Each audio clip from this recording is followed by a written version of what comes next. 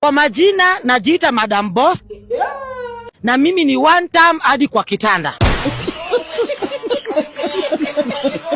Agenda yetu kubwa ni Ruto. What? One term.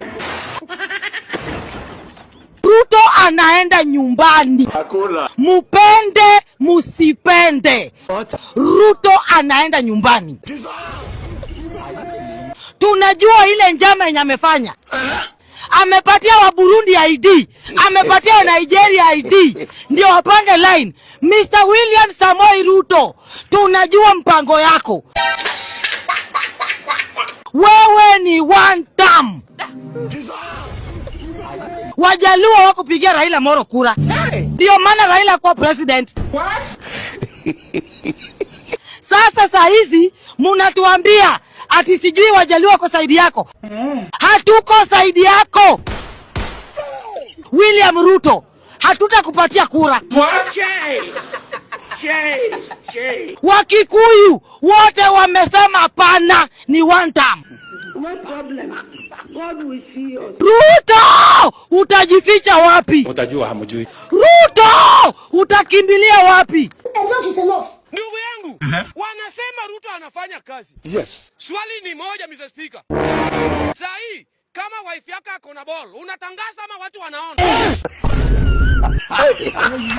Na mbona wanalazimisha na vitu za Ruto anafanya? Inafaa tuone. Jesus. Uwezi enda kutangazia mama nani yako na mimba, tunaona kazi yako.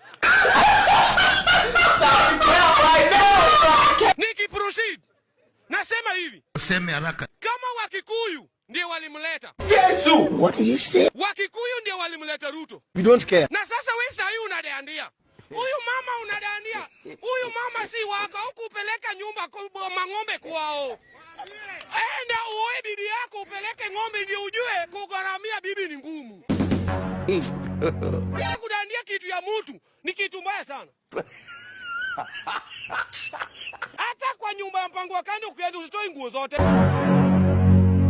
Bwana yake anasudi anytime.